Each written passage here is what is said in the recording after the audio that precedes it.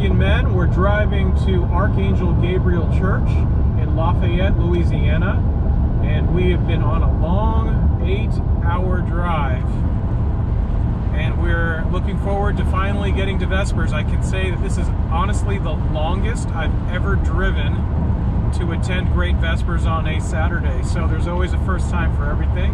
And I have with me Bryce Kirk, our social media director, and we just thought we would say hello while we're on our long drive together. And I would say, Bryce, we've been doing some good bonding, wouldn't you say?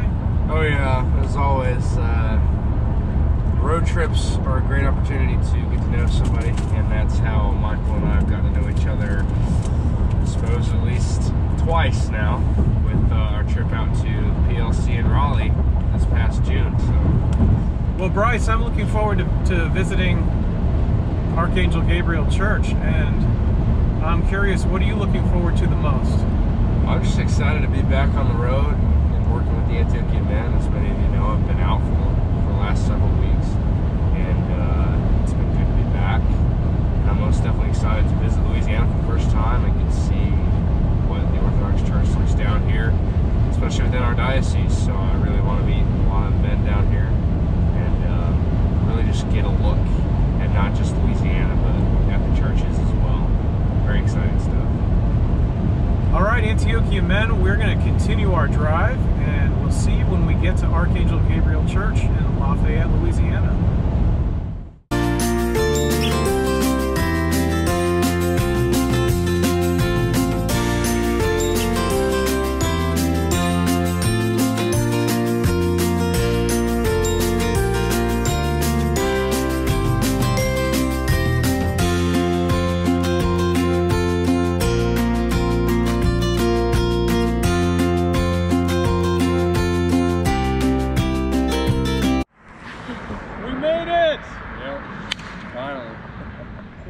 To Archangel Gabriel Orthodox Church in Lafayette, Louisiana. Come on, let's go inside.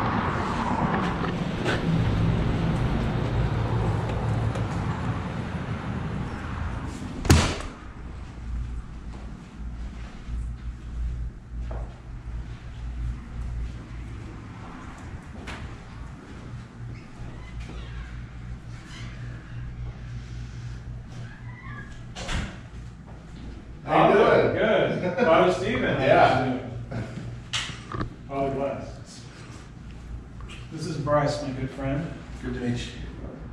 Father, thanks for sitting down with us for an interview. Sure. It's been nice. My pleasure. Maybe a little impromptu, but thank you very much. So first question for you. Can you tell us how long you've been at this church? I've been here in Lafayette for 2 years, a little over 2 years now. Before that, I was at the cathedral in Charleston, West Virginia for 8. So it's been a little over 2 years now. This is my 3rd summer, so I'm still adjusting to the temperatures of Lafayette, Louisiana. It's very hot down here. Absolutely. It's not too different from Arkansas. We suffer through the summer heat with you, but it's a pleasure being here, and we want to thank you for having us here to visit your beautiful church. Can you tell us, have you been Orthodox your whole life? How long have you been a priest in total? How did you come to the priesthood? What made you want to pursue that? Yeah, I was actually raised Dutch Reformed, which you may not have heard of. People have only heard of it if they've grown up in an area where there are Dutch immigrants. So it's sort of the American branch of the state church in the Netherlands. So it's a very ethnic.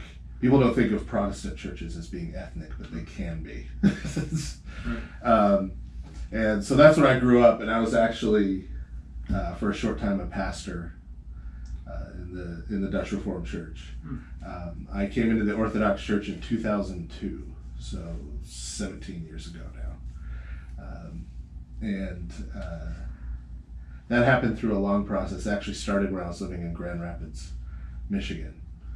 And I got invited by, at that time, Father Dan Daly was the priest at St. Nicholas in Grand Rapids, and invited a bunch of us from the Dutch Reformed Church to come to liturgy, which I had never been to one before. I didn't know much about the Orthodox Church. I knew a lot about church history, I thought, but it was all sort of one side of Europe's church history.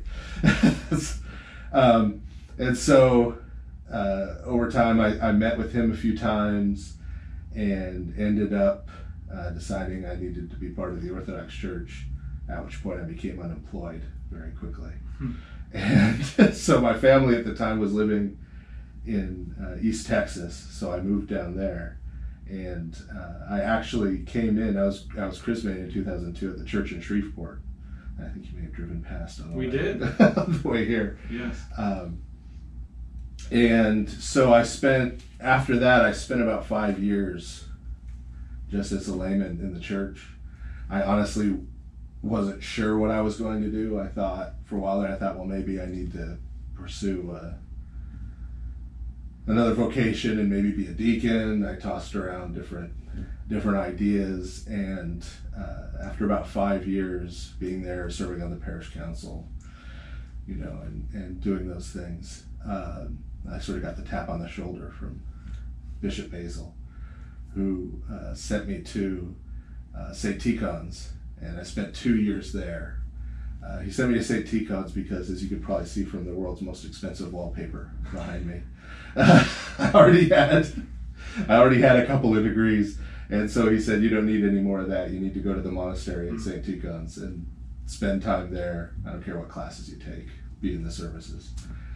And so during that time also, I married my wife, and so I was ordained in January of 2009, so I've been a priest for about 10.5 years now. And after I was done at St. Tikhon's, went to West Virginia and then here.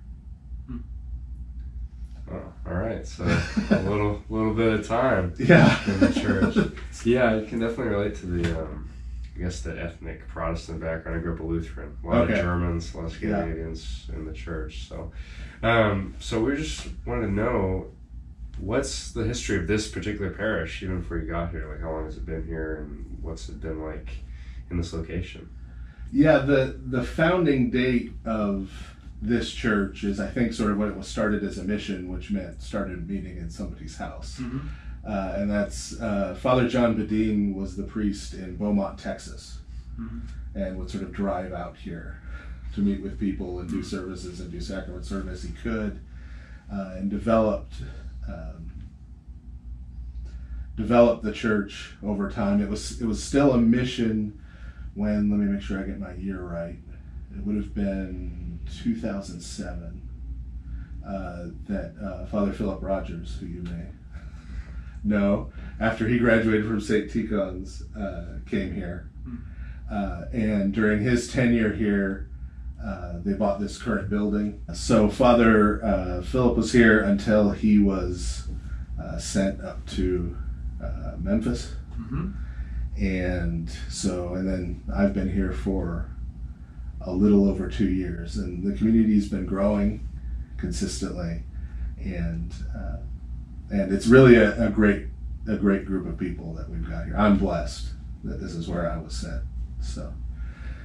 Well, and I can say that we've already been in contact with a few of the men here in your parish, and they just seem to be wonderful men. I've had a phone conversation or two with Joseph, who has kind of helped to organize the men together, it sounds like, in your church. And I was wondering, for your perspective, if you would mind just sharing, what are the men like? What do they like to do, and how do you partner with them to do different things in the church? Yeah, I mean, it was sort of, when we were getting the men's group started, it was sort of wide open in terms of what we want to do. My parishioners, not just the men, the parishioners here in general, are not fans of business meetings. Right? There are 0 committees at this church because just nobody is interested. If you have a service, people will come. You do that kind of stuff, people won't come. That kind of thing, the idea that it was going to be, we're going to elect officers and come and have a formal meeting once a month, nobody was interested in that. So when we started getting the men together and talking about what we wanted to do, the focus was really on, we wanted fellowship, with each other, and we wanted sort of spiritual edification. So far, we've been sort of reading our way through the book Everyday Saints, which is a great book, and it's sort of it's a whole set of stories, so you can take it in kind of bite-sized chunks and read it and think about it and talk about it, and then combining that with cooking and eating. Sometimes alternate times, sometimes at the same gathering. And because people sort of aren't into the business meeting angle, we always do our meetings around a Vespers service. Because more people come if we pray.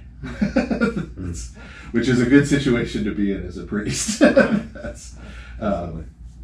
So that's mainly what we've been doing so far, and we've been talking about going forward. There's some projects that we're going to be working on around the church, just sort of physical, all coming and working together, and some other things we might read and interact and do in the future. But that's sort of the scope of it now. We've had very active participation from sort of a lot of different folks. We've got people,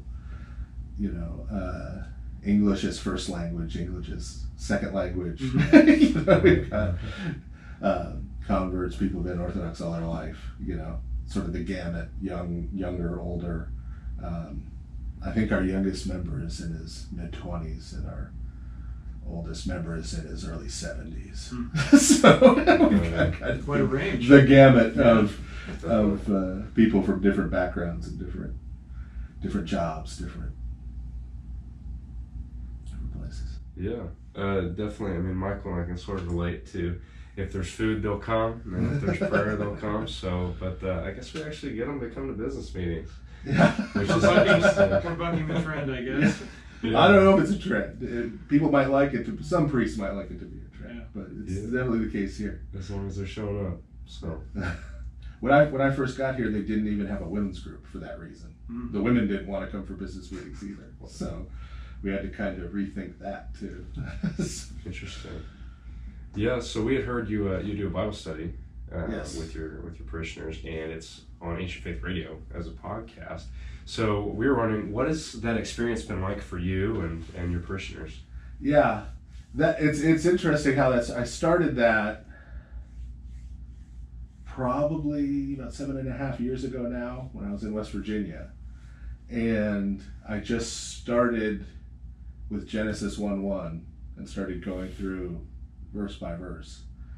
And by the time I got to the beginning of Deuteronomy, people there were saying, well, I had to be out of town last week and I missed it. You start recording it. And so I said, well, okay, sure. So I went and bought a $25 voice recorder at Walmart and sat it on the table in front of me and started recording then and posting them on. Those old ones are still posted on the St. George Cathedral Charleston website. So most of the Old Testament, starting with Deuteronomy 5. But they're, unedited, and so you hear coughing and sneezing and the air conditioner come on and me reference things I've drawn on a whiteboard that you can't see because it's an audio recording. So there's a lot of that kind of thing. But as those were getting posted, kind of a viral thing happened, and sort of people found out they were there, and who had nothing to do with that particular church, but just started coming and listening to it. And around the time I was in about the middle of the Gospel of Mark in the New Testament, word got around to John Maddox, and he listened to a few episodes and said, "Hey, this could be a good thing on Ancient Faith, but I'm going to get you a better microphone, some better recording equipment, And so beginning with the Gospel of Luke, that's been going out on Ancient Faith as a podcast. I actually do it for between 1.5 hours and 2 hours at a time, and then it gets split in half into 2 episodes. And they edit it up and take out the coughs and the whistles and put the music at the beginning of it. And right now, all of Luke and John and Acts are available on Ancient Faith, and they've just posted the first couple on Romans online. So that's been it's been a really interesting thing how that's grown. I get this report now, and it's kind of a weird thing because it tells me, it lists all the countries where somebody listened to it, you know, in a given month. And you see like somebody in Uganda listened to my Bible study. It's kind of a weird, you know, weird thing. There's also a blog. The podcast is called The Whole Counsel of God, and there's a blog sort of attached to it called The Whole Counsel Blog, which is, I found while I was doing it that there would be times where I'd sort of start the Bible study and I wanted to talk about something related to what we were doing, or I have this masochistic need to watch Bible documentaries on the History Channel, the National Geographic Channel, even though they're bizarre and crazy. And so I'd watch one of those and then I'd have to say something about it for 10 or 15 minutes. And so rather than continuing with those things to sort of detract from the Bible study proper time, I sort of turned those things into the blog so that I have something I want to talk about like that. It goes there. But so yeah, that's been a great experience with Ancient Faith. The experience of doing the Bible study in the church, I think, it's been great for me. But a lot of people, that has been sort of who are interested in the Orthodox Church, that's been kind of a point of entry for them. Because especially if you're from a Protestant background, you may not know what a Vespers or an Orthros is, you know, but you know what a Bible study is, you know, and you know Wednesday night Bible study, you know, that kind of connects, and so it can be sort of a place that feels more familiar to sort of insert, and then sort of hear the scriptures from a little bit different perspective than maybe you've been used to. Yeah, I can speak from experience that just listening to those podcasts, those Bible studies, has been very helpful to me because it provides context. You know, and I think it's interesting what you said about giving people an entry point, and how people from all over the world, from different countries, have access to these Bible studies and can hear it. And that's a beautiful thing. It's something that technology allows us to really share the message of the gospel with an Orthodox perspective on it in a way that we weren't able to do with the same scale in the past. And one thing that we're passionate about, Bryce and I want to use the good parts of technology to connect all of us, all the churches together in our diocese, and especially the Orthodox Christians, the men, to let them know that they're not alone. I'm wondering what your thoughts are about, as we move forward with the Antiochian men, how do you think that we can start using different parts of technology? Are there ideas you have, or suggestions that you would have, that, having been a part of Ancient Faith Radio, or are there things that you're really hopeful that we will start to do as the Antiochian men in the diocese? Yeah, well, I think technology, unfortunately, has not been fully taken advantage of so far that much in our churches. We here in Miami in the South have a bishop who's very technologically oriented and wants to start taking advantage of that, which I think is a good thing. He understands it, you know, knows how to use it. But I think it has a power, especially if we're talking about the internet, to, as you said, let people know that they're not alone, like connect people across great distances. Here's a odd fact about me. I met my wife on World of Warcraft. Oh wow! Right. Interesting. So, you know, people with common interests, and people who want to learn more and need to form these social ties and form a sense of community, you know, who are maybe in isolated areas, you know, and aren't able to do that. When I first was coming into the Orthodox Church, I was living in Longview, Texas, and the nearest church was in Shreveport, Louisiana. And it's a wonderful parish, and there's great people there, but I had to drive about an hour and 15 minutes each way. And so that limited, you know, even going to Vespers on Saturday, it was sort of always a calculation of, okay, it's going to take me an hour and 15 minutes to get there. It's going to take about 45 minutes for the service, and then an hour and 15 minutes to get back, you know, and gas money and those kind of things. And that really limits your ability to form those community bonds and social connections, in addition to spiritually what you're doing at liturgy. But that community sense is a part of it. And so, you know, I know there are smaller parishes and larger parishes. Sometimes the number of people they're going to have in their men's group isn't going to be proportionate to that. You may have large churches with small men's groups. You may have small churches where every man in the church is there, you know, and on board. But being able to connect those smaller groups into something bigger, you know, and connect the bigger groups with each other. We've always, in our ecclesiology as the Orthodox Church, we've always seen the diocese as a church. And now I think we have the ability to create that sense. Here in the United States, dioceses are much smaller overseas, but here in the United States, we now sort of have the power to start to really do that, to really start to bring people together. So, I mean, I would hope with, I know you're familiar with Zoom meetings. I used in my PhD work, we use Zoom meetings for all kinds of things, presenting papers and stuff. So I got really familiar with it. That presents us the possibility of being able to come together, you know, all at once, to hear things together, to share experiences together, to interact with each other about things. So I hope those kind of things start happening, you know.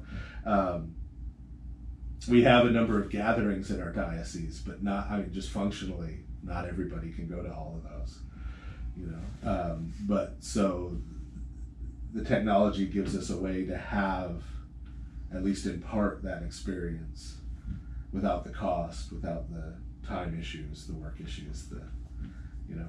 So I hope that starts happening. And you and I know at least mentioned on the phone at one point, I think it would be great if there could be a kind of men's Bible study thing going on. And if you do decide to go ahead with that, I'm now done with my PhD work, so I'd be happy to help with that. That's good to know. That's good to know. But I think there's a lot of, even if we're not just talking about the Orthodox world, if we're talking about the larger Christian world, there's a lot of resources aimed at women.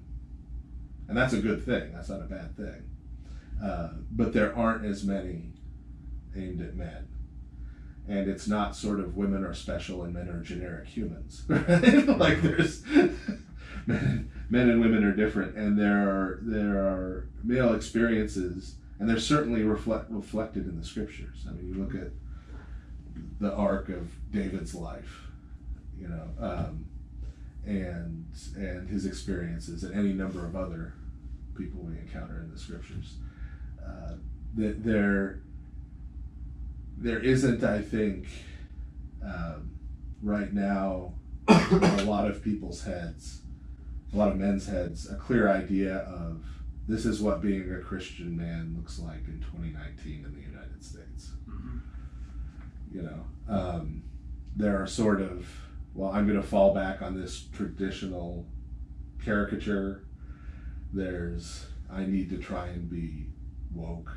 Right, on the other side, you know, and there's not sort of a grounded, you know, that I don't think that's clarified often, and that certainly exists in Scripture. It certainly exists in the Orthodox tradition. It just needs to get sort of teased out so we can all get on board with it. Yeah, no, yeah, you're preaching to the choir, and we're hard at work. And you mentioned Zoom meetings, and that is in our plans. It's providential you would mention that, because we're already using Zoom as a board, and we're using that for our meetings, and planning on doing virtual retreats using Zoom, and God willing, a Bible study would be a great addition. So there's a lot of exciting things planned, and we appreciate your time today just to talk to us, and we're going to take everyone on a virtual tour of your church with your blessing, of course. Absolutely. Absolutely. Yeah, that's right. So, thank you very much, Father. My pleasure. And we're looking forward to taking another look at your church. Yes. Yeah, this icon was in a restaurant in a small town near here, and it was put there by the brother of the owner, who was a Catholic priest, and he wanted to convert to Orthodoxy, and had extensive discussions with our priest about it, but he would lose his pension, and so he couldn't do it. And in the end, he rescued these icons from the restaurant and brought them to us. So this was a very stylish, sort of almost California-style restaurant, and here were these icons right in the middle of it. And this is the Transfiguration icon that was also at the restaurant. So this is the other icon here. Yes. And how appropriate, we just had the Transfiguration. Right. The royal doors actually came off of a calendar. One of the nicer Antiochian calendars had that there, and with the strip down the middle. And so I do a lot of graphic stuff, and I know print shops and things, so I had them enlarge it, and I made a frame for it, and so that's our royal door tribute. The four that are sort of have a brighter background: Michael, the Theotokos, Christ, and John the Baptist, were done by one of our parishioners who knew he was dying when he started it, and they're not quite finished, but they were his final work, and I'm just very, very pleased and proud of those. It's a wonderful gift to go out with. It's a gift from a Greek family who, they were Greek descent, and they were only here for about 2 years. Moved away. They had a delightful little kid named Georgios, and you couldn't call him George. He was Georgios. I bet that looks beautiful with flowers decorated. Oh, we've got some talented women who can do it well. I bet. Well, I have to tell you our best story, because of course we've grown and started out in storefronts and whatnot. And one of the places we were was an art gallery. And somebody has worked hard for the art gallery, made a 20-foot long clay alligator in the middle of the floor of a not terribly large room. So for the first time in the 2,000-year history of the church, the processions came and circled the clay alligator. We, unfortunately, this was before everybody had a cell phone, nobody took pictures. So, of course, that's a cherished memory, like most stupid things that happen. Yeah. That's what makes every church so special and unique. One thing we love doing is going and learning the history of the community. It's because it's not just the physical building and the structure, it's the people. Glory to the Father and to the Son and to the Holy Spirit. Come